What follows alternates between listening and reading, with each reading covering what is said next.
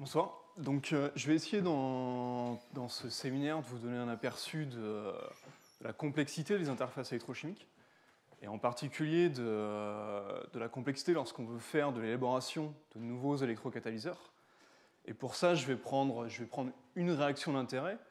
Je vais prendre en particulier, me focaliser sur la réaction d'électrolyse de l'eau. Donc encore avec en idée les réactions de stockage et de conversion d'énergie. Alors finalement, l'électrolyse de l'eau, c'est une réaction qui est relativement bien connue. Donc elle se divise en deux demi-réactions. Réaction d'oxydation de l'eau, formation d'oxygène.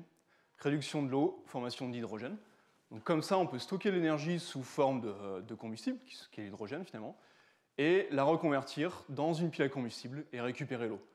Alors, je vais m'attarder après un peu plus précisément sur ce qui limite à l'heure actuelle le développement de ce type de technologie, mais juste pour faire brièvement un peu l'historique, c'est une réaction qui est connue depuis la nuit des temps, si j'ai envie de dire, donc, qui a été fait en premier par des Anglais, donc Nicholson et Carlin, en 1800. Alors ce qui est très intéressant, c'est que ça a été fait quelques mois seulement après la première pile de Volta. C'est-à-dire que les gens ont eu l'idée directement, après l'élaboration de la pile de Volta, d'essayer électrochimiquement de faire la réaction d'électrolyse de l'eau. On peut aussi dire à l'heure actuelle qu'un point de vue industriel, il y a seulement 4% de l'hydrogène qui est produit, qui provient de cette réaction d'électrolyse de l'eau. Et en particulier, à l'heure actuelle, c'est utilisé beaucoup sur place, donc directement dans l'industrie, pour tout ce qui est synthèse d'ammoniac ou conversion de pétrole en fractions plus légères. Alors, pourquoi est-ce qu'à l'heure actuelle, on n'utilise pas encore ce type de cycle de l'eau, donc on peut appeler ça le cycle de l'eau, pour faire du stockage de la conversion d'énergie? En particulier, si on regarde les réactions qui ont lieu lors de l'électrolyse de l'eau, à 0 volts par rapport au potentiel du proton, donc ici, on a les réactions qui sont liées à l'hydrogène, liées au proton et à l'hydrogène. Lorsqu'on va à des potentiels plus bas, on réduit l'eau et on fait la réaction de dégazement d'hydrogène. Lorsqu'on fait la réaction inverse, donc ça c'est en électrolyse, on a la réaction inverse lorsqu'on utilise une pile à combustible, on va réoxyder l'hydrogène et former les protons. Maintenant, si on passe à 1,23 volts par rapport à cette réaction au proton, on a les deux demi-réactions, donc la réaction électrolyse de l'eau qui est la réaction de dégagement d'oxygène, oxydation de l'eau, dégagement d'oxygène, et la réaction inverse lors d'une pile à combustible, réduction d'oxygène et reformation de l'eau. Alors, ce qui se passe, lorsque je veux stocker mon énergie, malheureusement, il faut que j'applique plus que 1,23 volts, dû en fait aux surtensions cinétiques. Donc j'ai déjà une perte qui s'applique lorsque j'essaie de stocker l'énergie. Maintenant, lorsque j'essaye de récupérer l'énergie, de la reconvertir dans une pile à combustible, je récupère malheureusement moins d'1,23 volts. Donc on voit déjà ici les limitations de ce type de cycle. Alors comme je vous dis, la thermodynamique nous dit que l'eau peut être splittée en fait à 1,23 volts. Et malheureusement, ce qui se passe, c'est qu'on a des très fortes limitations cinétiques aux deux réactions. Et c'est en particulier le cas à la réaction d'oxydation de l'eau, qui est une réaction complexe qui met en jeu 4 protons, 4 électrons, et pour laquelle finalement on a besoin de développer des nouveaux électrocatalyseurs afin de diminuer cette surtension cinétique. Alors, si on regarde un peu les types de systèmes, les types de technologies qui sont utilisées à l'heure actuelle, je vais me focaliser seulement sur l'électrolyse de l'eau basse température. Il y a effectivement toute une technologie haute température, mais si je regarde en termes de basse température, il y a différents types de technologies. Alors si je regarde la première ici qui est en gris, donc ici c'est la densité de courant par rapport à la tension de ma cellule. Alors on a ce qu'on appelle les électrolyseurs alcalins, type classique. Alors ils utilisent en fait des oxydes de métaux de transition 3D. Donc ça c'est la partie qui est plutôt intéressante dans le sens où c'est pas forcément des métaux rares. Donc ça a un aspect coût qui est assez intéressant. Mais par contre, ce type de système en fait, est limité par la diffusion du KOH ou le ion HO- dans les séparateurs qui sont utilisés entre les deux demi-réactions. Et aussi, ces séparateurs qui sont poreux, on peut avoir de l'interdiffusion des deux gaz, oxygène et hydrogène, lorsqu'on les forme. Alors, ça, c'est ce qu'on appelle l'électrolyse alcaline classique, mais maintenant, ce qui est plus utilisé, au lieu d'utiliser des séparateurs poreux, on utilise des membranes. Donc on passe sur un autre type de système qui est ici en rouge. Donc on voit qu'on améliore les performances un peu. Pourquoi est-ce qu'on améliore les performances? Parce qu'on a un transport de masse amélioré dans ces membranes.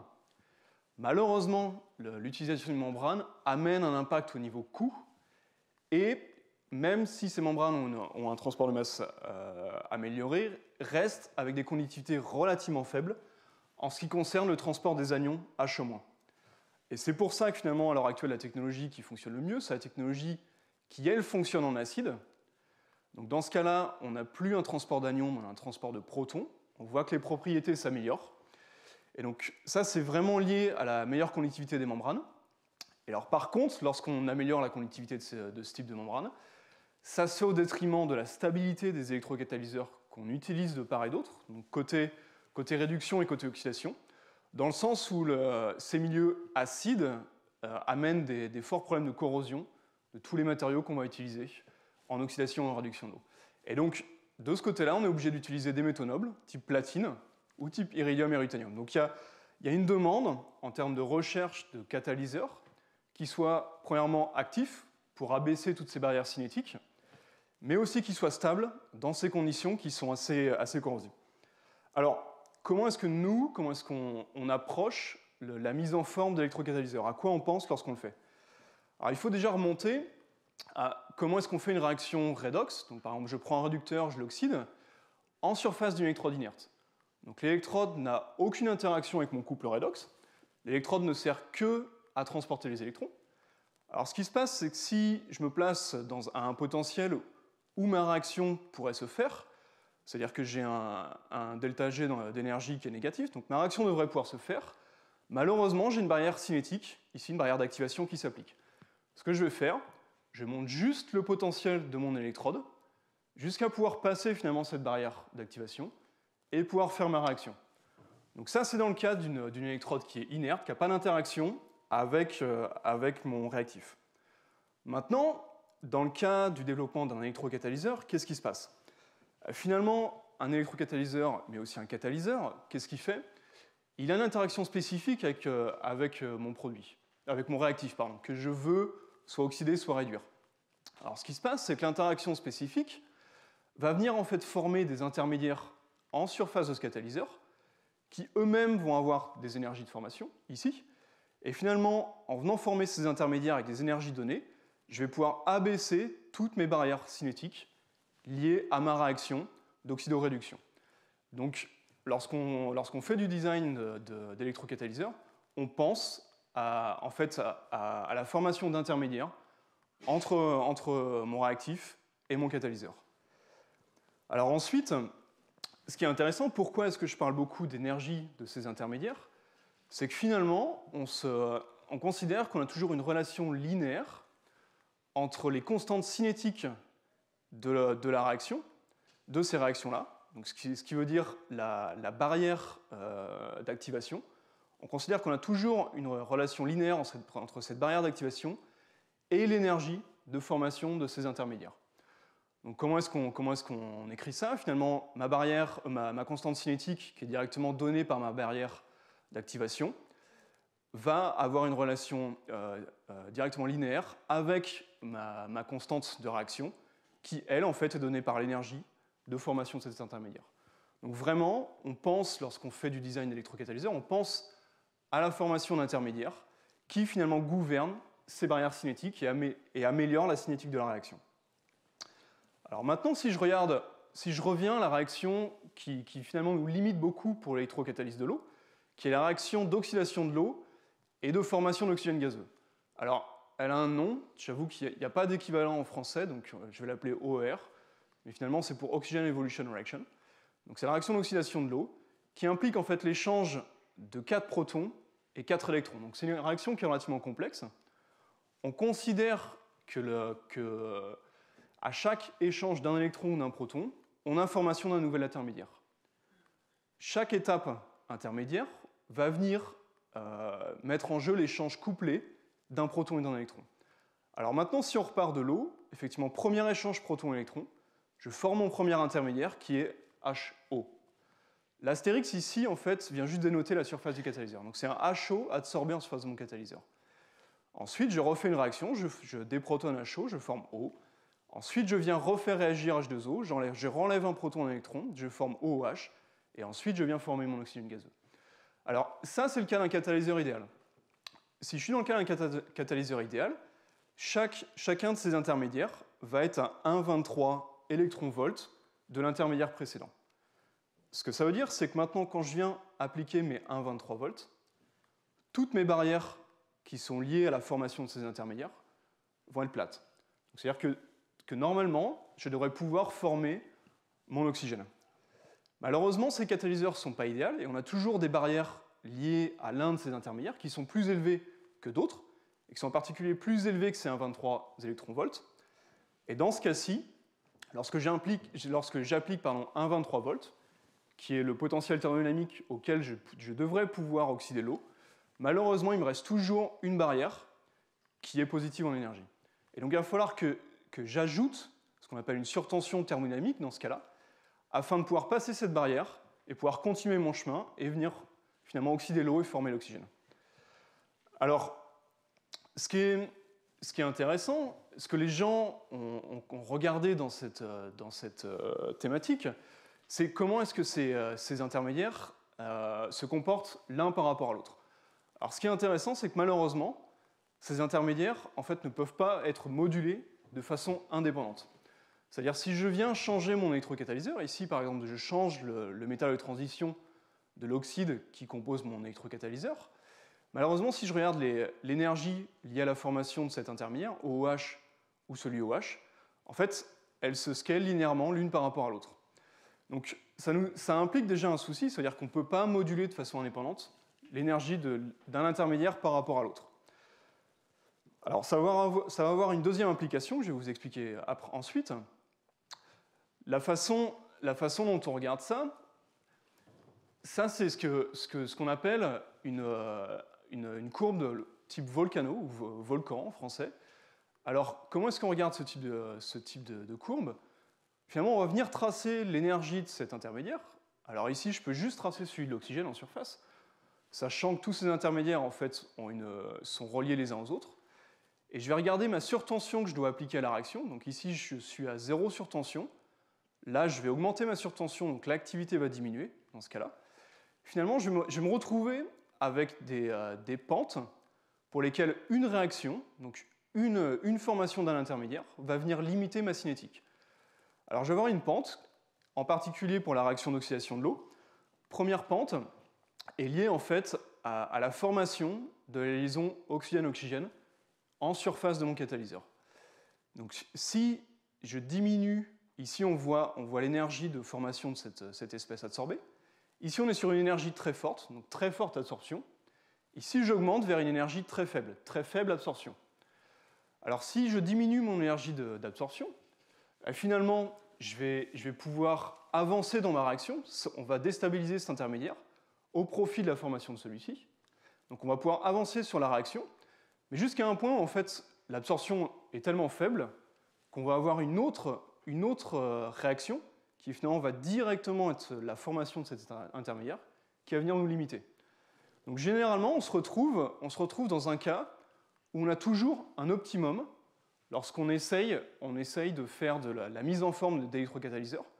Si j'essaye d'augmenter la cinétique d'un de mes intermédiaires, malheureusement, on va toujours arriver à un cas où on va tellement déstabiliser la force, l'énergie de cet intermédiaire, qu'on va passer sur un autre intermédiaire qui va devenir limitant. Donc ça, c'est un optimum, ce qui est directement le principe de Sabatier. Et donc ça, c'est un des soucis dans ce qu'on fait.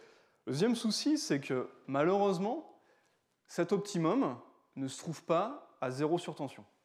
Lorsqu'on reprend les énergies de ces différents intermédiaires, l'optimum, dû au fait qu'en fait, la différence d'énergie entre l'intermédiaire OH et l'intermédiaire OOH, donc qui est celui-ci et celui-ci, n'est pas de 2 fois 1,23 eV. Je suis à une énergie beaucoup plus forte. Malheureusement, en tout cas, la théorie nous dit qu'on ne peut pas atteindre le cas optimum avec 0 surtension. Donc ça c'est vraiment un souci. Mais ce type de raisonnement, où finalement, je vais essayer de raisonner par rapport à mes intermédiaires de réaction et leurs forces, et pouvoir décrire finalement une donnée physique qui contrôle l'énergie de cet intermédiaire, ça a amené en fait depuis des décennies à tout ce qui est finalement une classe de recherche en termes de design d'électrocatalysateur, pour lequel finalement on va essayer de trouver le descripteur physique qui nous permet de décrire cette force d'interaction afin d'aller vers l'optimum et d'aller vers l'électrocatalyseur qui aura la plus faible surtension. Donc ça a été vraiment des études qui ont commencé en fait, dès les années 80, avec par exemple des études de Strasati, qui a regardé est-ce que par exemple l'enthalpie d'oxydation du métal de transition que j'utilise comme catalyseur peut me permettre de décrire la surtension. Et effectivement ici, oui, on va tomber sur des oxydes bien connus, ruthenium, iridium, qui vont venir être vers l'optimum. De la même façon, d'autres gens ont proposé évidemment la force de liaison entre le métal et mon intermédiaire OH. De la même façon, je trouve encore une courbe de type volcan avec un optimum. Et c'est encore des études qui continuent, avec par exemple ici le nombre d'électrons sur l'orbital moléculaire qui est mis en jeu lors de ma formation de mon intermédiaire, qui peut me permettre aussi de décrire cet optimum. Donc vraiment, il faut bien voir que la gamme d'électrocatalyseurs qu'on peut screener est relativement large. Donc on a tendance à essayer de raisonner sous forme de ce type de courbe de type volcan, afin d'aller directement vers l'optimum et directement vers les électrocatalyseurs avec les propriétés les plus intéressantes. Alors ça c'est pour toute la partie théorie, comment est-ce que nous on voit toutes ces réactions d'électrocatalyse. Finalement au laboratoire, comment ça se passe? Alors c'est l'électrochimie qui est assez simple. On utilise des cellules à 3 électrodes. Donc j'ai 3 électrodes, j'ai une électrode de travail ici, qui est là, tête bêche. J'ai une contre-électrode et j'ai une électrode de référence. Alors mon potentiel est effectivement mesuré entre l'électrode de travail et l'électrode de référence. Ma contre-électrode sert seulement à boucler mon système et à avoir les électrons qui vont venir aller de l'autre côté, sur la seconde demi-réaction. Et finalement, quel type de courbe on regarde afin de regarder ces propriétés? Alors je vous mets ici une courbe d'oxydoréduction d'une espèce redox soluble en solution.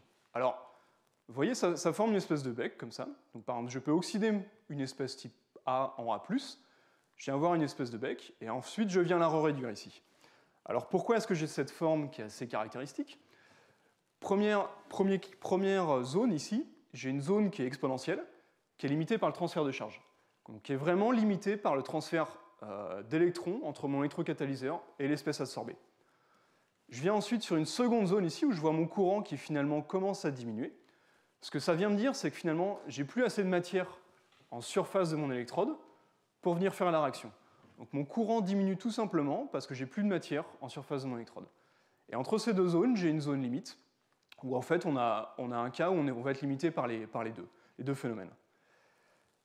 Alors pourquoi, en plus de cette configuration en 3 électrodes, vous voyez, on met l'électrode de travail sur un disque en fait, qui peut avoir une rotation. Alors pourquoi est-ce qu'on fait ça? Pourquoi est-ce qu'on utilise l'électrode tournante? C'est tout simplement afin d'augmenter le transport de masse et de ne pas venir regarder ces phénomènes qui sont limités par le transport de matière, mais vraiment regarder en fait la zone où on est limité par le transfert des charges, le transfert de charge entre mon catalyseur et la molécule d'intérêt. Donc on va venir finalement se placer ici. Donc vous allez voir beaucoup de courbes, vous allez voir une espèce de courbe exponentielle, qui est finalement cette partie de la courbe. Et on va toujours avoir des vitesses de rotation. Alors ensuite comment est-ce qu'on regarde ce transfert de charge en surface de ces catalyseurs? Alors finalement, on a une réaction qui est une équation qui est assez pratique pour nous, qui est l'équation de Butler-Volmer, qui nous dit juste qu'en fait, on exprime juste la vitesse d'une réaction, en fait, comme étant donnée par une réponse linéaire avec la force motrice. Finalement, la force motrice, c'est juste le potentiel où je me place par rapport à mon potentiel standard à laquelle je veux venir faire ma réaction. Donc moi, dans mon cas, ça va être 1,23 volts par rapport au proton. Donc ça, c'est mon potentiel standard. Et plus je dévie, plus j'ai une force motrice afin de venir faire ma réaction d'oxydation de l'eau. Et normalement, je devrais avoir une réponse linéaire de ma cinétique d'oxydation de l'eau avec cette force motrice. Alors ensuite, on peut venir intégrer effectivement les problèmes de transport de masse, mais ce qui nous va pour effectivement donner une expression de courant, mais ce qui va venir nous intéresser, en plus de ces courbes de type exponentiel, C'est finalement, au lieu de regarder cette exponentielle, c'est directement regarder ce qu'on appelle l'équation de Tafel. Donc je regarde ma surtension, qui est finalement ici ce terme de force motrice, de quel potentiel je m'écarte de mon potentiel standard, par rapport au log de mon courant, qui est finalement directement la vitesse de ma réaction. Et donc on va avoir une expression très très simple, une expression affine, en fonction de ma surtension par rapport au log de mon courant. Alors pourquoi est-ce que pour nous c'est intéressant? Alors si par exemple maintenant je trace ma surtension, donc c'est en fait toutes mes pertes cinétiques, par rapport au log de mon courant. Alors si je prends deux catalyseurs et que je trace leurs propriétés électrochimiques en fonction de ces courbes de Tafel, vous allez bien voir que directement nous ce qu'on va regarder, c'est que si je me place par rapport par exemple à densité de courant constant ici, si je change depuis cet électrocatalyseur jusqu'à celui-ci, à densité de courant constant, finalement ma surtension va diminuer. Donc directement, ça nous dit, lorsqu'on trace ce type de courbe, qu'on a un gain en performance lorsqu'on passe d'un électrocatalyseur à un autre. Donc ça, c'est une première donnée. Il y a une autre donnée qui est en fait relativement importante, et ça, c'est une forte... c'est vraiment intéressant pour les applications industrielles, c'est que maintenant, si je regarde ma pente, là je vous ai donné le cas de deux pentes qui sont identiques, si maintenant je regarde le cas avec un changement de pente. Alors je vois ici, par exemple, une pente relativement forte, et ici une pente relativement faible. Ce que je vois, c'est si je me place dans des faibles densités de courant, ce catalyseur finalement pourrait être considéré comme étant meilleur, plus petite surtension, et malheureusement, lorsque je vais aller vers des densités de courant de plus en plus importantes, on va avoir une surtension qui va augmenter très rapidement pour ce catalyseur, et donc finalement, pour une application industrielle, on va peut-être venir privilégier un catalyseur avec une pente de Tafel plus faible. Donc ça, c'est intéressant pour les applications industrielles. Nous, en termes de design électrocatalyseur, il y a une autre donnée qui est relativement importante. C'est que finalement, lorsque je regarde l'expression de cette pente de Tafel, j'ai ici un coefficient qui s'appelle alpha, qui est le coefficient de transfert. Et ce coefficient est intéressant parce qu'il est spécifique au mécanisme que je regarde, et plus particulièrement, il est spécifique à l'étape, donc à la formation de l'intermédiaire qui limite ma réaction. Donc ici, via ce coefficient de transfert, je peux avoir des indications sur mon mécanisme et sur l'étape limitante, et ça me renseigne sur l'énergie de cet intermédiaire. Alors, ça c'est pour la théorie. Donc voilà dans quel cadre on se place lorsqu'on fait de la recherche de nouveaux électrocatalyseurs. Maintenant, on a une spécificité au laboratoire en termes de design de matériaux, et aussi en termes de chimie du solide, qui va nous amener en fait à réfléchir sur ce type de réaction d'une façon un peu différente. Alors, je vous ai fait tout un laïus sur les énergies des différents intermédiaires. Alors, il faut bien voir que c'est quelque chose qui est finalement quasiment impalpable. On n'a absolument aucune idée en surface d'un solide. Si vous me dites, OK, je vous donne un solide, quelle va être l'énergie en sa surface, j'ai absolument aucune idée. Donc pour nous, c'est quelque chose qui n'est pas palpable. Alors, une autre chose sur laquelle on préfère travailler, c'est finalement la structure électronique des métaux de transition, et en particulier des oxydes de métaux de transition. Alors pourquoi ? Ce que ça nous donne, si je regarde ici ce qu'on appelle une densité d'état, alors finalement c'est mes états électroniques à énergie donnée, donc ça c'est mon énergie, là c'est ma densité d'état. Ce que ça me dit, je vais avoir des diagrammes de ce type-là, ce que ça me dit finalement c'est que l'enthalpie de formation d'une phase est finalement directement reliée à son potentiel standard. Mais ce qui est aussi relativement intéressant, c'est que cette enthalpie est directement reliée au potentiel chimique de ses constituants.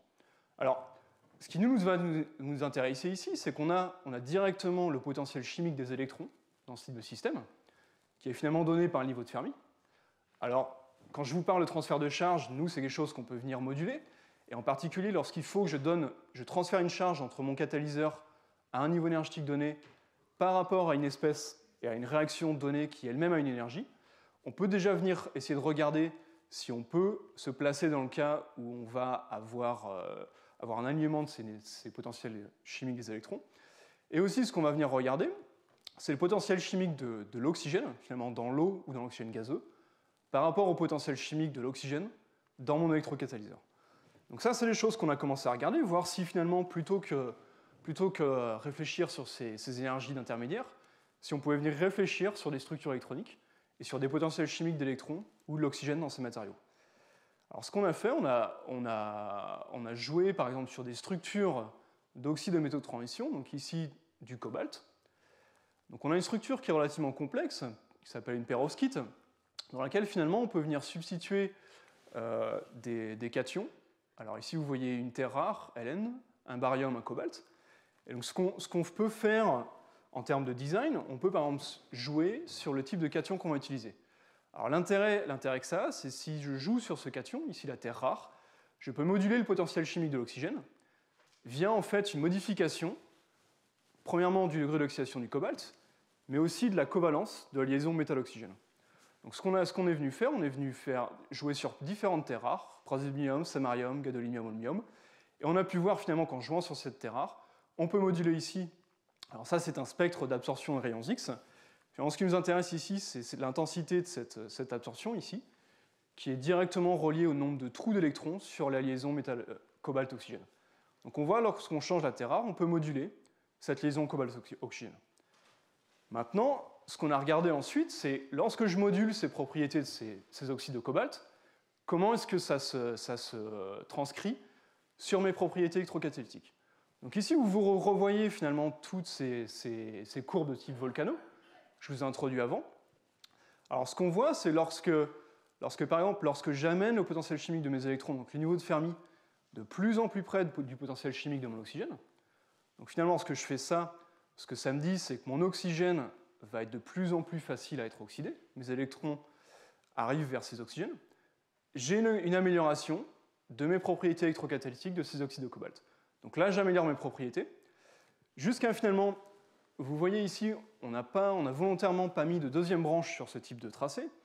Pourquoi? Alors finalement, ce dont on s'est rendu compte, c'est qu'il y a en fait une corrélation, malheureusement, entre l'activité de ces électrocatalyseurs et leur stabilité lors de ces phénomènes d'oxydation. Donc ça a été une première observation. Alors pour venir comprendre un peu plus en détail pourquoi est-ce qu'on a ce type d'amélioration et ensuite de destruction des catalyseurs, on est venu regarder d'un point de vue un peu plus mécanistique. Alors ce qu'on a fait, on a utilisé des isotopes de l'oxygène. Donc on a un isotope, l'oxygène 16, dans l'eau. Je vous rappelle, on regarde la réaction d'oxydation de l'eau. Donc l'oxygène que je devrais dégazer devrait normalement venir de l'oxydation de l'eau. Et on a mis de l'oxygène 18 dans les oxydes qui nous servent de catalyseur. Et ensuite, ce qu'on a regardé, c'est qu'encore une fois, on a fait du design d'électrocatalyseurs. Donc on a regardé toute une famille d'électrocatalyseurs, encore une fois en jouant sur des substitutions cationiques. Et ce qui est intéressant, encore une fois, on est venu moduler la structure électronique de ces catalyseurs. On se rend compte que ici, lorsqu'on a un catalyseur pour lequel on a des niveaux de l'oxygène qui sont très loin du niveau de Fermi, on a finalement, lors de la réaction d'oxydation de l'eau et de dégazement d'oxygène, on ne retrouve aucun isotope de l'oxygène 18 qui est contenu dans l'électrocatalyseur. Donc c'est-à-dire que dans ce cas-là, on a bien une réaction d'oxydation de l'eau pour laquelle le catalyseur est stable et ne réagit pas avec l'eau.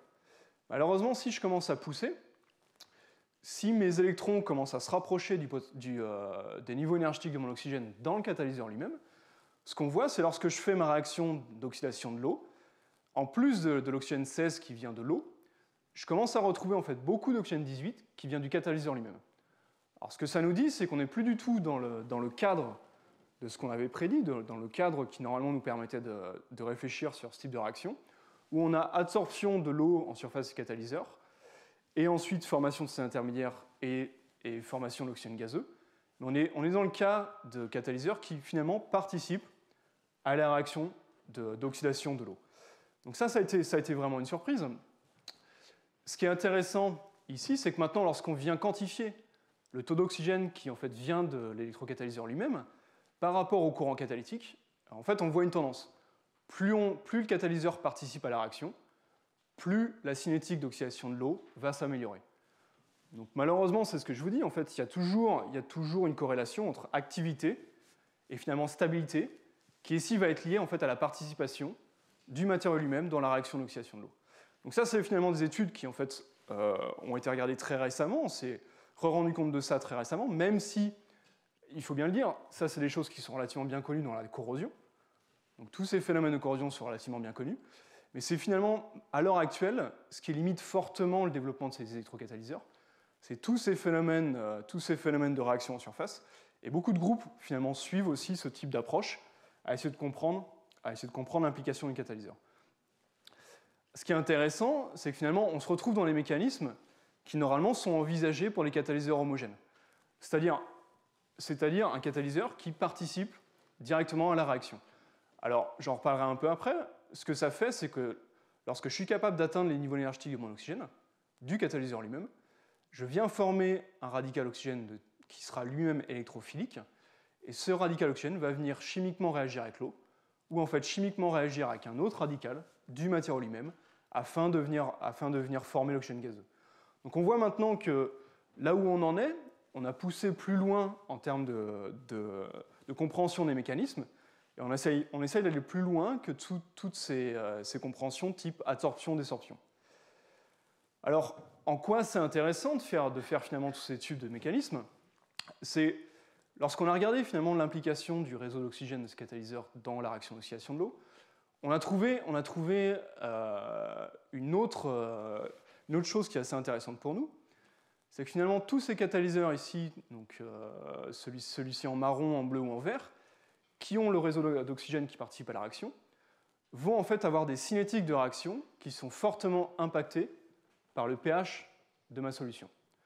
Donc ça veut dire que plus je vais augmenter le pH, plus je vais avoir la cinétique d'oxydation de l'eau qui va augmenter. Donc on voit bien ici qu'on va plus loin que finalement l'échange couplé électron-proton. Ça met en jeu en fait beaucoup d'interactions en surface qui ont été jusque-là négligées, mais qui à mon avis vont redevenir très importantes pour tout ce qui est études d'électrocatalyse. Alors voilà finalement ce qu'on a en tête lorsqu'on fait toutes ces réactions d'électrocatalyse. Jusque-là, je vous ai parlé de formation d'intermédiaires en surface. Alors, on est effectivement sur les interactions fortes, covalentes, entre la surface de mon catalyseur et ses intermédiaires. Ça se passe dans ce qu'on appelle une couche d'Helmholtz interne. On a les ions qui sont partiellement désolvatés, et on a les interactions fortes en surface. Ce qui maintenant va venir limiter nos réactions, qui peut en fait venir limiter nos réactions, c'est ce qui va se passer dans la couche externe. Alors là, on a finalement les ions solvatés. Ces ions solvatés vont venir avoir des interactions faibles avec les intermédiaires de réaction sur ma surface, donc des interactions type non covalentes, qui elles-mêmes vont perturber en fait, le déroulement de ma réaction. Donc ça, c'est ce qu'on a vu avec tous ces effets de pH. Alors là, par la suite, on a essayé en fait, de jouer là-dessus. Alors effectivement, on a gardé ces catalyseurs qui finalement impliquent la participation du réseau d'oxygène, et on est venu faire des enrobages de surface avec des groupements. Donc ici, on a des groupements phosphates qui sont bien connus pour avoir des pKa qui sont proches des niveaux alcalins dans lesquels on travaille. Et donc ce que ça fait, c'est que ces phosphates vont, eux, servir de relais du proton. Et donc maintenant, avec toutes ces études, on est capable de venir décorréler l'aspect contrôle de structure électronique des catalyseurs avec l'aspect contrôle de tout ce qui est cinétique d'échange de protons en surface. Alors on est venu regarder, finalement, on a fait des coatings enrobants de ces particules. Ici, on voit par exemple le phosphore qui recouvre bien toute la surface des particules. On démontre bien qu'on a en fait des phosphates en surface. Et ce qu'on regarde maintenant, on regarde pour ces catalyseurs, lorsque je viens faire un enrobage de phosphate, donc ici vous retrouvez ces courbes, donc ici c'est la densité de courant par rapport au pH. Lorsque je viens par exemple sur ce catalyseur enrober mon catalyseur de phosphate, on vient réaugmenter la cinétique d'oxydation de l'eau. Donc maintenant on est capable de jouer sur des effets externes pour réaugmenter tous ces cinétiques. Et on montre bien que ce type d'effet cinétique en fait, est vraiment sélectif entre différents catalyseurs, comme celui-ci qui par exemple lui ne va nous montrer aucune amélioration. Donc ça finalement, pourquoi est-ce qu'on fait les études mécanistiques? Ça nous permet de comprendre ce qui finalement limite nos cinétiques de réaction et venir ensuite faire du design en termes de surface et en termes de propriétés d'échange de surface. Alors ça c'est pour tout l'aspect mécanistique. Maintenant je vais revenir à un aspect qui est beaucoup plus terre à terre. Je vous ai parlé de phénomènes de dégradation de ces matériaux. Alors effectivement, ce qu'on a vu au cours de toutes ces études, c'est que malheureusement, j'utilise ces oxydes de métaux de transition. Donc ici, c'est un cliché en microscopie électronique en transmission. Alors c'est peut-être la qualité, peut-être pas extraordinaire, mais ce que vous voyez la structure cristalline avec mes atomes bien arrangés de ma particule jusqu'à la surface. Et vous voyez qu'une fois que je fais travailler ce matériau, par exemple, je fais juste 5 cycles catalytiques. Et ce que vous voyez, c'est qu'en fait, en surface du matériau, je perds complètement la structure cristalline du matériau en surface. Donc ça, c'est ce que vous voyez, c'est qu'en fait, tous ces matériaux-là, finalement, ont des phénomènes de dégradation en surface. Alors, ce qui maintenant, à mon avis, va venir être les études les plus importantes pour le futur de l'électrocatalyse, en tout cas pour cette réaction, c'est venir être capable de quantifier ces réactions de dégradation et être capable de les contrôler. Alors, on arrive à des cas de figure comme ceci. Donc, j'ai mon catalyseur. Ce qu'on essaye de faire, c'est finalement oxyder l'eau et venir dégager de l'oxygène.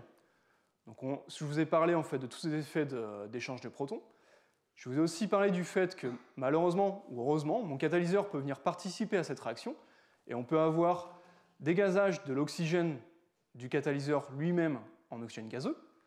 Alors, ce que ça fait, c'est que finalement, lorsque je casse ma coordination de mon métal, je sous-coordonne mon métal qui va en fait venir pouvoir se dissoudre en solution. Donc, j'ai une sous-coordination de mon métal qui va venir pouvoir se recoordonner avec l'eau et finalement venir pouvoir se dissoudre en solution. Donc finalement, en comprenant tous ces mécanismes, on comprend maintenant pourquoi est-ce qu'on a toujours des phénomènes de dissolution, et ensuite, lorsqu'on a ces cations en solution, de redépôt de ces cations sur mes surfaces. Donc c'est pour ça que même si on part d'une surface cristalline, très souvent, on revient sur une surface amorphe, juste liée en fait à tous ces effets de dissolution-redéposition. Alors maintenant, ce qui va être intéressant pour la thématique, et ce qui est intéressant en termes de développement de catalyseurs pour l'approche industrielle, c'est finalement de venir quantifier tous ces mécanismes parasites lors de ma réaction d'oxydation de l'eau. Alors, une technique électrochimique qui peut être employée pour ça, c'est ce qu'on appelle l'électrode tournante. Donc, vous voyez encore une électrode tournante, mais cette fois-ci disque-anneau. Alors maintenant, j'utilise un disque sur lequel je viens mettre mon électrocatalyseur d'intérêt. Donc celui-ci, je veux venir faire la réaction d'oxydation de l'eau et dégazage d'oxygène. Et je viens, par rotation et par un mouvement de convection, amener l'oxygène que je forme jusqu'à un anneau, ici, donc qui se trouve autour de mon disque, sur lequel en fait je viens réduire cet oxygène et donc détecter et quantifier directement la quantité d'oxygène que j'ai formée lors de ma réaction. Donc c'est une technique qui finalement est quantitative et qui nous permet de regarder ce qui se passe lors de mon oxydation de l'eau. Alors comment ça se passe? Vous voyez ici encore une fois ma courbe électrochimique, donc vous voyez encore une fois cette partie exponentielle qui est finalement limitée par le transfert de charge en surface de l'électrocatalyseur. Donc ça, c'est mon courant généré au disque par l'oxydation de l'eau, donc c'est un courant anodique, et je viens détecter un courant sur l'anneau qui est directement lié à la réduction de l'oxygène que j'ai généré lors de ma réaction. Alors maintenant, si on regarde différents catalyseurs, alors ça peut être un peu complexe, mais je vais vous expliquer, il y a finalement peu d'informations à regarder. Je regarde différents catalyseurs. Je regarde mon courant de disque. Alors, comme je vous dis, certains catalyseurs on peut améliorer les performances en augmentant le pH. Donc si je vois le courant anodique d'oxydation qui augmente en fonction du pH, je regarde ensuite le courant de détection à l'anneau, et lorsque je fais le ratio qui est finalement l'efficacité de ce courant d'oxydation pour la génération d'oxygène, donc tout ce qui est en dehors, lorsque j'abaisse cette efficacité, c'est-à-dire qu'une partie de mon courant anodique et finalement une partie d'oxydation parasitique qui n'est pas liée à la génération d'oxygène. Alors ce que je vois, c'est que malheureusement, tous ces catalyseurs, en particulier lorsque je joue sur ces effets de pH, malheureusement, je perds en termes d'efficacité pour mes réactions d'oxydation et de génération d'oxygène. Donc on est capable maintenant de venir augmenter ces courants anodiques, mais on se rend bien compte que ces courants anodiques ne sont plus que de la génération d'oxygène, et sont en partie d'un courant de corrosion et un courant de dégradation de ces catalyseurs. Ce qui est intéressant, c'est lorsque je compare par exemple cet oxyde de nickel qui est cristallin, qui est parfaitement bien organisé, à, et je vais y revenir ensuite, un type d'oxyde qui finalement a beaucoup passionné la thématique ces dernières années, qui est un oxyde amorphe, un oxyde-roxyde amorphe, qui est poreux. Et là, je vois par exemple que mon efficacité pour la génération d'oxygène est constante en fonction du pH, et on n'a pas ce type de phénomène de dégradation. Alors, ce qui maintenant est intéressant, et je vais vous montrer d'autres exemples, c'est que tout le monde est en train d'essayer de comprendre ces cinétiques. On a pu démontrer que la cinétique d'oxydation de l'eau et de génération d'oxygène gazeux, encore une fois, elle est dépendante du potentiel, bien évidemment, elle est aussi dépendante de la concentration. Malheureusement, lorsque je fais ça, je peux aussi augmenter la cinétique de dissolution et de corrosion de mon matériau. Ce qui maintenant va falloir venir gouverner, c'est gouverner finalement si je perds une partie de mon matériau en solution, il faut que je sois capable de venir régénérer ce matériau par une redéposition de mes cations sur la surface. Et donc cette cinétique de redéposition, elle est encore une fois impactée par le pH, par le potentiel, mais aussi directement par la concentration de ces cations en solution. Alors il y a tout un pan de la thématique qui maintenant, et donc ça c'est des travaux très récents, qui maintenant pousse vers le développement de catalyseurs poreux par rapport à des catalyseurs denses. Alors pourquoi? C'est relativement simple. Si je viens utiliser un catalyseur poreux, finalement je piège mes cations dans la porosité de mon catalyseur. Donc finalement, indirectement, localement, j'augmente la concentration en cations dans mon catalyseur. Et ce que je fais, c'est qu'indirectement, je viens augmenter cette cinétique de régénération de mon catalyseur. Et donc finalement, il y a une question à se poser à l'heure actuelle. Est-ce qu'on a intérêt à travailler sur des catalyseurs qui sont relativement complexes et cristallins, ou plutôt pousser vers les catalyseurs poreux? Donc ça, c'est une question à laquelle il va falloir répondre. Mais ça nous indique aussi qu'il va falloir comprendre un peu mieux ces catalyseurs poreux. Alors ça, c'est tout un pan de l'électrocatalyse qui est relativement fortement développé à l'heure actuelle. Alors si je prends par exemple le cas de ce catalyseur poreux type nickel, oxyde-oxyde de nickel. Voilà une courbe électrochimique de cet oxyde-oxyde de nickel. Alors vous voyez différentes signatures.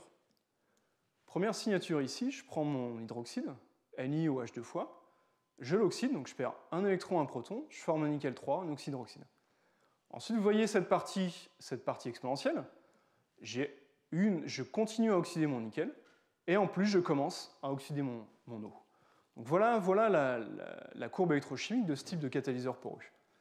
Alors, maintenant, ce que les gens ont essayé de regarder, c'est finalement quel type de métal de transition fait cette réaction d'oxydation de l'eau avec des cinétiques les plus importantes.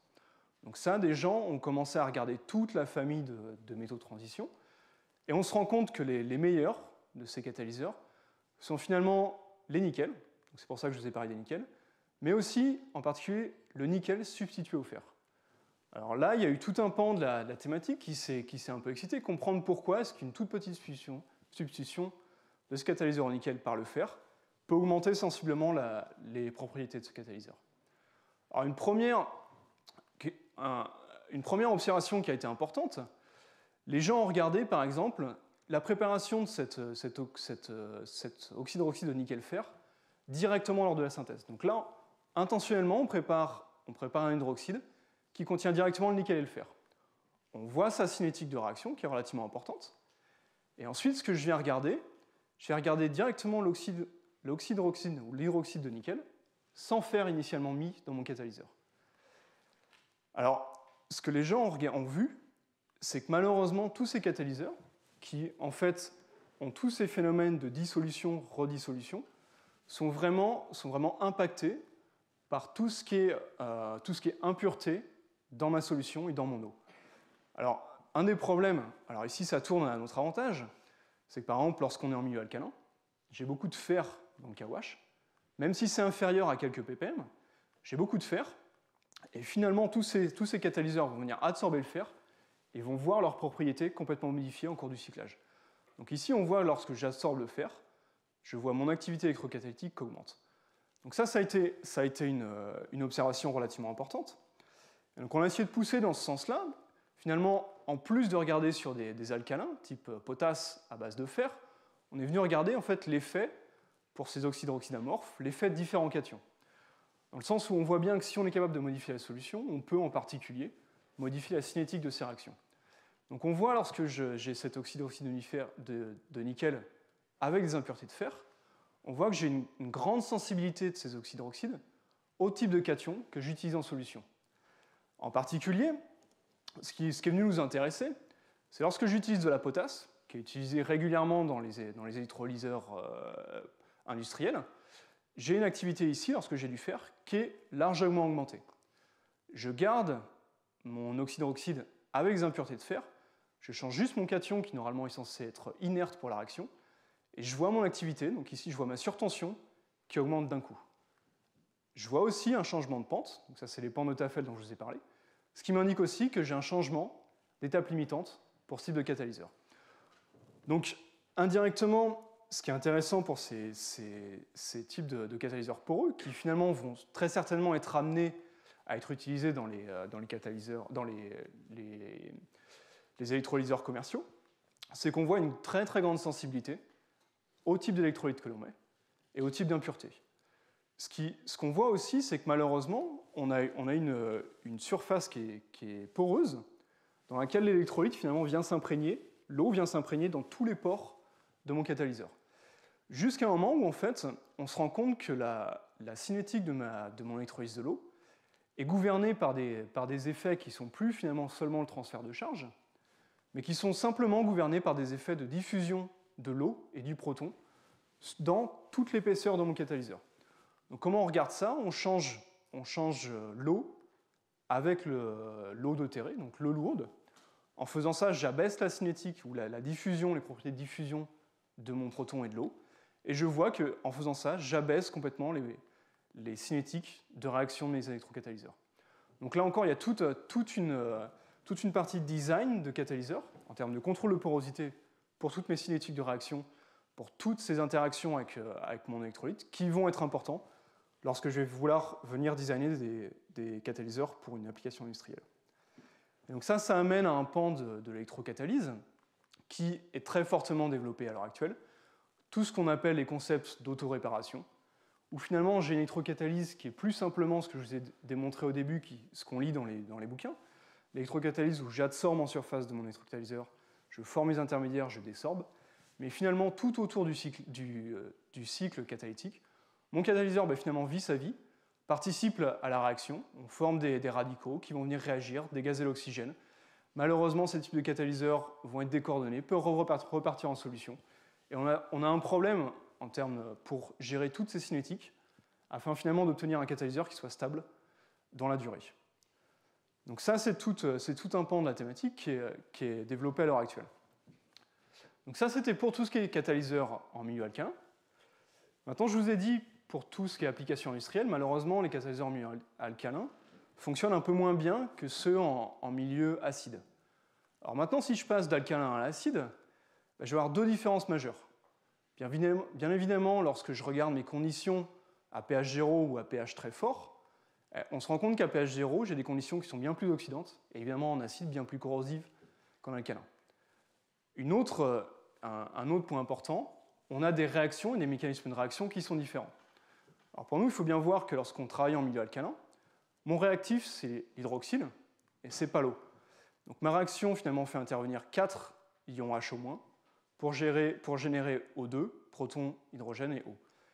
Dans le cas d'un milieu acide, finalement, c'est l'eau qui va être l'espèce active et qui va régénérer le proton et l'électron. Donc ça va avoir des implications en termes de mécanismes réactionnels. Le point le plus important, malheureusement, c'est qu'on se place dans des conditions très corrosives. Donc on ne va plus pouvoir utiliser tous ces oxydes de métaux de transition de type 3D, donc tout ce qui est cobalt, fer, nickel, qui sont relativement peu coûteux, parce que ceux-ci vont être instables dans ces conditions. Donc ça nous pousse à utiliser des oxydes de métaux un peu plus nobles et un peu plus rares, type iridium ou ruthenium, qui sont à l'heure actuelle, malheureusement, malgré 30 ou 40 ou 50 ans de développement pour les alcalyseurs, pour les électrolyseurs en milieu acide, c'est les seuls qui, à l'heure actuelle, sont considérés comme étant stables. Alors si maintenant je regarde comment ces électrocatalyseurs se comportent, je vous ai dit, on a des réactions qui sont relativement différentes. Alors, le premier point, c'est que lorsqu'on mesure les activités de ces catalyseurs en milieu acide par rapport au milieu alcalin, on a toujours une différence d'activité. Alors ici, je replace encore une fois, c'est mes courbes de Tafel, donc ma surtension qui augmente par rapport à ma densité de courant. Et je vois qu'en alcalin, ma surtension est beaucoup plus forte qu'en milieu acide, que ce soit pour l'oxyde de ruthenium ou pour l'oxyde d'iridium. Donc ça, premier point, le mécanisme n'est pas le même et donc les cinétiques ne sont pas les mêmes. Deuxième point, malheureusement, et ça c'est des travaux qui continuent et qui sont encore développés, et pour lesquels on manque finalement d'informations. Lorsque je regarde ces oxydes de ruthenium ou d'iridium, j'ai toujours, encore une fois, cette corrélation activité-stabilité. Alors on sait que l'oxyde de ruthenium est plus actif, et malheureusement moins stable que l'oxyde d'iridium. Alors je prends par exemple mon activité électrocatalytique, ici en bleu, c'est ma densité de courant, par rapport à la quantité de cations, donc ici ruthenium ou iridium, que je retrouve en solution, en fonction de mon cyclage. Donc j'augmente ma densité de courant, je fais travailler mon électrocatalyseur. Ce que je vois à l'iridium, la densité de courant augmente très rapidement à des faibles potentiels. Donc le ruthenium a une activité beaucoup plus importante. Mais malheureusement, ce que je vois, c'est que je vois une très forte dissolution de mon ruthenium en surface de mon catalyseur. Pour l'iridium, j'augmente mon courant. Donc ça se fait à des plus fortes surtensions, donc il est moins actif. Et je vois encore une fois de la dissolution, mais celle-ci est limitée, donc j'ai un facteur 100 entre le ruthenium et l'iridium. Donc malheureusement, encore une fois, on n'est pas capable à l'heure actuelle de venir décorréler cette activité et cette stabilité pour mes électrocatalyseurs lorsque je les fais travailler en oxydation de l'eau. Alors il y a tout un pan, alors il y a d'autres complexités, mais je vais commencer à avancer un peu. On sait que c'est lié au mécanisme de réaction.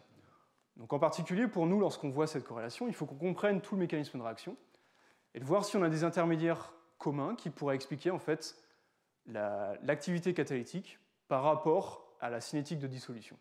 Donc ça, c'est des travaux qui sont encore très récents. On essaye encore, à l'heure actuelle, de comprendre tous ces mécanismes, activité et stabilité.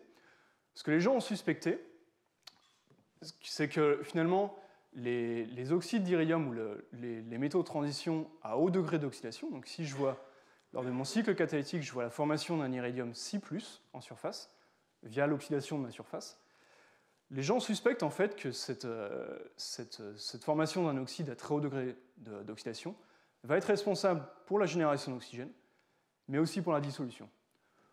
Donc ça, c'est quelque chose qu'on a essayé de comprendre. Alors on voit l'oxyde d'iridium Si+. Pour comprendre toutes ces corrélations, on est venu, nous, stabiliser un iridium 5+ dans un oxyde. Alors, on a un iridium 5+, donc qui est le degré d'oxydation juste avant cet intermédiaire qui, normalement, est responsable de cette corrélation activité-stabilité. Ce qui se passe, c'est que lorsque je regarde cet oxyde d'iridium 5+, dans des conditions pour lesquelles on n'est pas capable de l'oxyder, donc ici on a un alcalin, j'ai quasiment zéro activité. Lorsque je pousse mes conditions, je suis capable d'oxyder ma surface, je vois mon activité électrocatalytique qu'augmente de quasiment un facteur 100. Alors ça, on est capable de corréler ça au fait qu'on change de site actif, effectivement entre mon iridium 5+, qui n'est pas du tout actif ici, sur un iridium Si+, mais qui n'est pas exactement iridium Si+, qui est plutôt un iridium 5+, plus un radical de l'oxygène, qui lui va être responsable de la réactivité avec l'eau.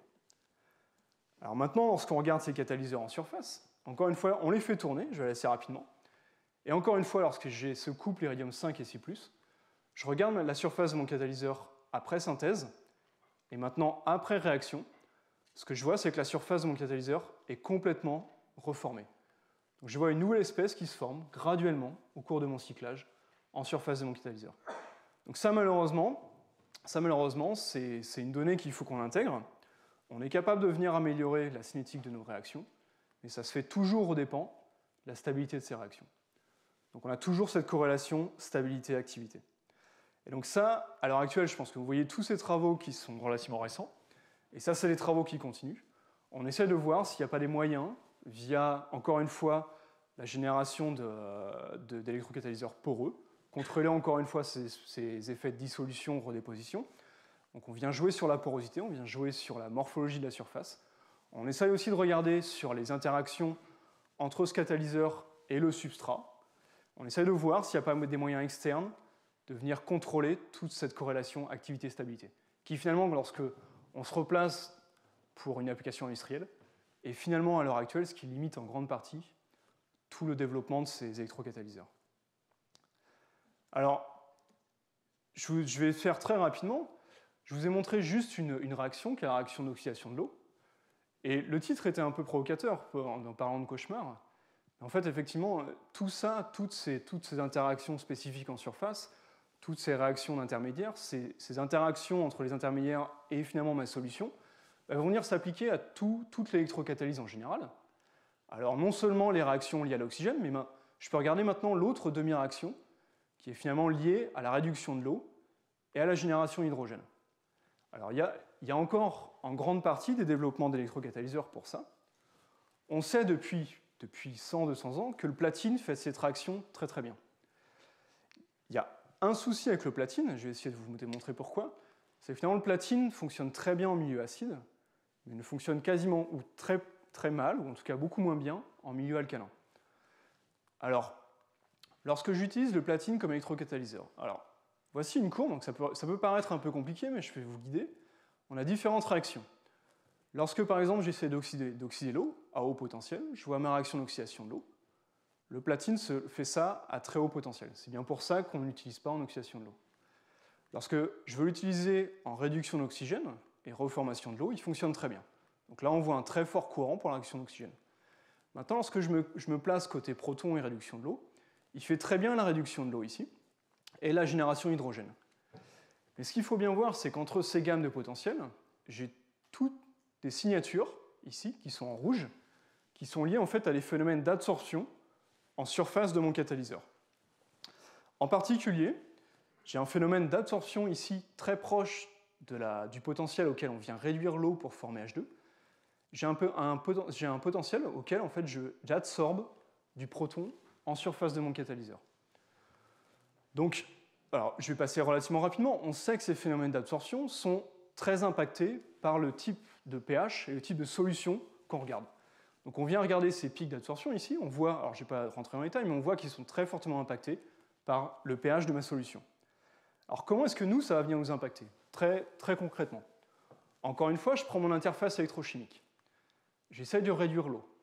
Donc je suis en polarisation négative. Je vous dis, la première chose que l'on fait, on vient absorber une couche de protons sur mon catalyseur. Donc on a une couche de protons qui finalement va venir écranter la charge, modifie le champ électrique en surface du platine, et ensuite va venir modifier l'interaction entre l'eau et mon platine. Et aussi, via la modulation, via la modification du champ électrique, je change aussi la structure de mon eau en surface du platine. Donc ça, c'est les données qui sont importantes pour nous à prendre en compte. Et en particulier, lorsqu'on essaye d'aller au-delà du platine, donc effectivement le platine est intéressant parce qu'il fonctionne très bien, mais est relativement cher et relativement peu abondant. Donc on essaye d'aller au-delà du platine, et encore une fois, d'essayer de regarder des catalyseurs un peu moins coûteux. Et en particulier pour cette réaction de réduction de l'eau, beaucoup de gens, alors je n'ai pas les références, mais depuis quasiment 10-15 ans, ont pu démontrer que des sulfures de métaux de transition, donc ici je prends un sulfure de molybdène, sont relativement intéressants pour ces réactions de réduction de l'eau, pour éventuellement remplacer le platine. Alors encore une fois, je fais ces réactions, donc ici vous voyez encore une fois mes courbes exponentielles. Donc cette fois-ci je réduis, donc on part à courant négatif. Ce que je viens faire, encore une fois, je viens regarder mon pH. Donc lorsque je regarde mon pH, je change la concentration en protons. Alors vous voyez que les réponses électrochimiques que l'on a sur ces types de catalyseurs en fonction du pH sont complètement différentes. Ça s'applique en fait à toutes les surfaces, non seulement au sulfure de molybdène, mais aussi aux platines, aux oxydes de molybdène. Donc on voit, ce que ça nous permet de dire, c'est que, en plus des absorptions spécifiques, on a une deuxième complexité lorsqu'on vient faire ce type de réaction, c'est qu'encore une fois, on a deux types de réactions. Il faut maintenant qu'on considère pour la réduction de l'eau deux types de réactions. Une à concentration en protons très élevée, en dessous pH 3, donc ici pH 2, 1, 0, pour laquelle finalement l'espèce active, c'est pas l'eau. Je vous parle de réduction de l'eau, mais finalement l'espèce active, c'est pas l'eau, c'est l'ion hydronium, et en particulier le proton de l'ion hydronium. Dans ce cas-ci, je viens juste prendre le proton de cet ion, et je forme H2. Je ne casse jamais la molécule d'eau finalement. Donc celle-ci se fait relativement très bien, alors que lorsque j'augmente mon pH, je diminue finalement cette concentration, jusqu'à un moment où j'ai plus assez d'ion hydronium, je n'ai plus que l'eau comme espèce réactive, et là malheureusement ici, il faut que je vienne casser les liaisons OH de ma molécule d'eau pour former l'hydrogène. Et dans ce cas-ci, on vient être limité par l'énergie de ma liaison OH dans l'eau, qui est en fait relativement grande, qui est de l'ordre de 500 kJ par mol, comparée à des liaisons type proton dans de l'eau, qui sont de quelques dizaines de kilojoules. Donc encore une fois, là c'est un exemple, je ne vais pas rentrer dans les détails pour celui-ci, mais encore une fois, toutes les complexités que l'on a essayé de démontrer ici, en parlant de problèmes cauchemardesques, toutes ces complexités en termes d'interaction de surface, en termes d'interaction entre mes intermédiaires et les espèces solvatées dans ma solution, en termes de stabilité, dissolution, on pourrait regarder aussi beaucoup d'études en fait, sont en train de regarder le fait que l'on dissout toujours le platine, même dans ces conditions de réduction. Donc malheureusement, le platine n'est pas complètement stable. Donc finalement, tout ça, c'est des choses qui sont, nous, à prendre en compte lorsqu'on fait du design d'électrocatalysateur.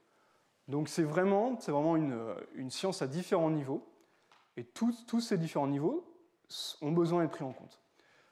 Et je vous ai parlé, je me suis focalisé sur une réaction, ou en tout cas sur un type de système, mais tout ça va s'appliquer aussi pour l'autre type, ici c'est l'électrolyse, ça va aussi s'appliquer pour tout ce qui est pile à combustible.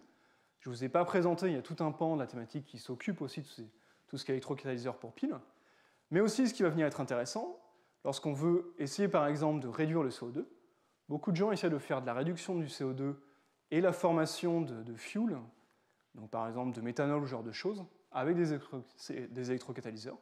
On va aussi être dans des cas très complexes où tous ces phénomènes d'interaction en surface vont venir être importants.